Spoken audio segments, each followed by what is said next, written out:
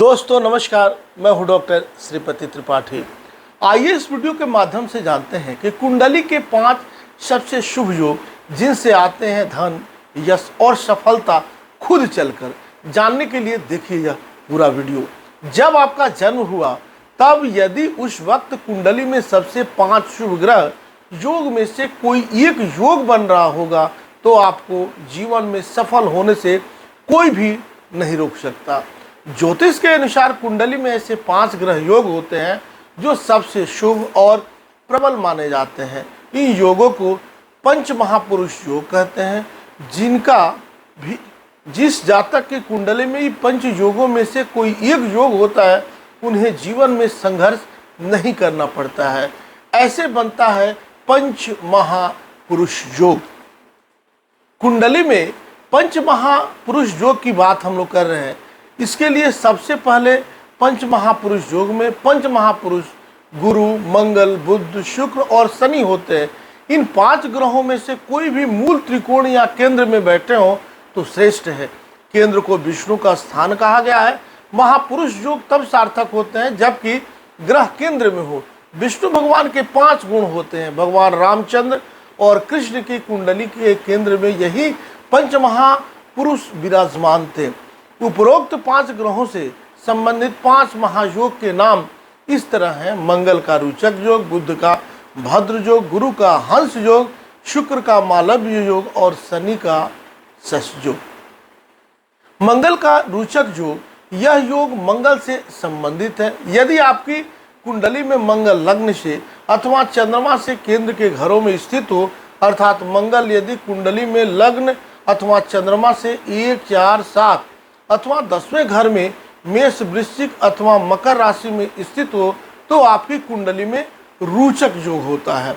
रोचक योग का व्यक्ति साहसी होता है, पराक्रमी होता है और उसमें शारीरिक बल भी भरपूर होता है और वह अपनी सेहत को बनाए रखता है। उसकी मानसिक क्षमता भी बहुत शक्तिशाली होती है और वह समय के अनुसार उचित तथा तीव्र निर्णय लेने की क्षमता रखता है। वह कारोबारी क्षेत्र में सफलता और प्रतिष्ठा प्राप्त कर सकता है या किसी उच्च पद पर विराजमान होकर व्यवस्था को संभालता है।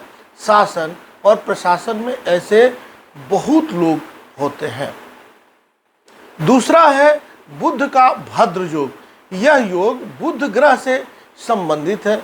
यदि आपकी कुंडली में बुध लग्न से अथवा चंद्र कुंडली से केंद्र के घरों में स्थित है, अर्थात बुध यदि केंद्र में लग्न में अथवा चंद्रमा से 1, 4, 7 अथवा 10वें घर में मिथुन और कन्या राशि में स्थित है तो आपकी जन्म कुंडली में भद्र योग का सृजन होगा। भद्र योग की कुंडली का जातक बुद्धि, चतुराई और वाणी का धनी होता है, मृदुभाषी होता है, वह सफल वक्ता भी बन सकता है। ऐसे जातक 4 कौशल, लेखन, गणित, कारोबार और सलाहकार के क्षेत्र में सफल रहते हैं। उसमें मतलब इन जातक में विश्लेषण करने की गजब की क्षमता रहती है। इनकी तार्किक शक्ति भी अद्भुत रहती है। तीसरा है गुरु का हंस योग। अगर आपकी कुंडली में धनु राशि में, लग्न में या मीन राशि में कहीं भी बैठे हो तो यह योग बनता है। यह योग गुरु अर्थात बृहस्पति से संबंधित है।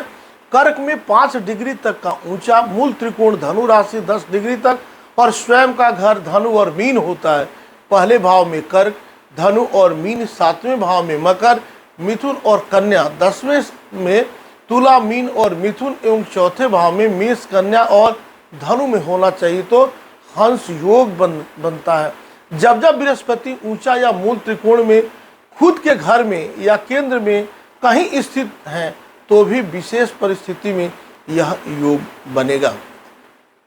बृहस्पति यदि किसी की कुंडली में लग्न अथवा चंद्रमा से 1, 4, 7 अथवा 10वें घर में कर्क, धनु अथवा मीन राशि में स्थित हो तो ऐसी कुंडली में हंस योग बनता है जिसका शुभ प्रभाव जातक को सुख, समृद्धि, संपत्ति, आध्यात्मिक विकास तथा कोई आध्यात्मिक शक्ति भी प्रदान कर सकता है। ऐसे लोग ज्ञानी होते हैं और अपने ज्ञान के बल पर दुनिया को झुकाना जानते हैं। चौथा है शुक्र का मालव्य योग। यह योग शुक्र से संबंधित है। जिस भी जातक की जन्म कुंडली में शुक्र लग्न से अथवा चंद्रमा से केंद्र के घरों में स्थित है, अर्थात शुक्र यदि कुंडली में लग्न अथवा चंद्रमा से 1, 4, 7 अथवा 10वें घर में वृष, तुला अथवा मीन राशि में स्थित है तो कुंडली में मालव्य योग बनता है। मालव्य योग का जो जातक हैं या इस योग में जो पैदा हुए रहते हैं वह सौंदर्य और कला प्रेमी होते हैं। काव्य, गीत, संगीत, फिल्म, कला और इसी तरह के कार्यों में वह सफलता अर्जित करते हैं। उनमें साहस, पराक्रम, शारीरिक बल की क्षमता जो है, समय के अनुसार अच्छे निर्णय लेने की भी गजब की क्षमता होती है। पांचवा है शनि का शश योग। शनि ग्रह के कारण बनने वाला शश योग, यदि आपकी कुंडली में शनि लग्न से अथवा चंद्रमा से केंद्र के घरों में स्थित है, अर्थात शनि यदि कुंडली में लग्न अथवा चंद्रमा से 1, 4, 7 अथवा 10वें घर में तुला राशि अथवा कुंभ राशि में स्थित है तो यह शश योग बनता है। ऐसा जातक न्यायप्रिय, लंबी आयु और कूटनीति का धनी होता है। यह परिश्रम से अर्जित सफलता को ही अपनी सफलता मानता है, इसलिए ऐसा जातक निरंतर तथा दीर्घ समय तक प्रयास करते रहने की क्षमता रखते हैं।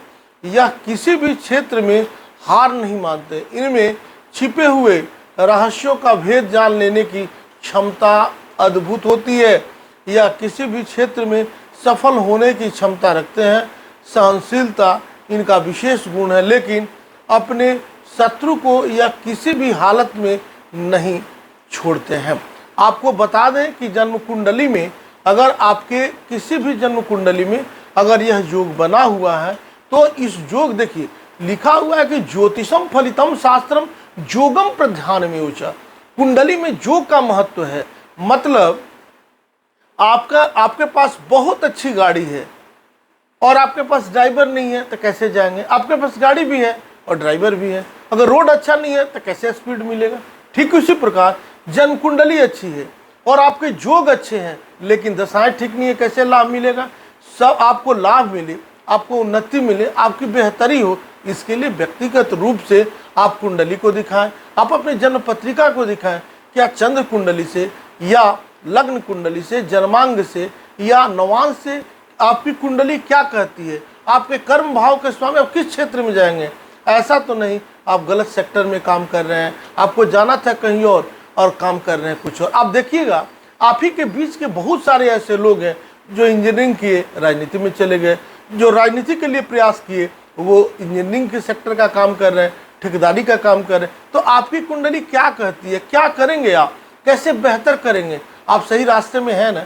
इसकी जानकारी के लिए आप अपनी कुंडली का जांच करवाएं, समझें।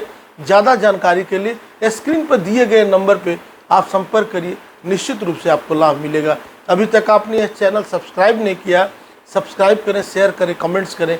तब तक के लिए दीजिए अपने पंडित को, डॉक्टर श्रीपति त्रिपाठी को इजाज़त। मिलते हैं अगले वीडियोज़ के साथ। जय श्री कृष्णा, वंदे मातरम।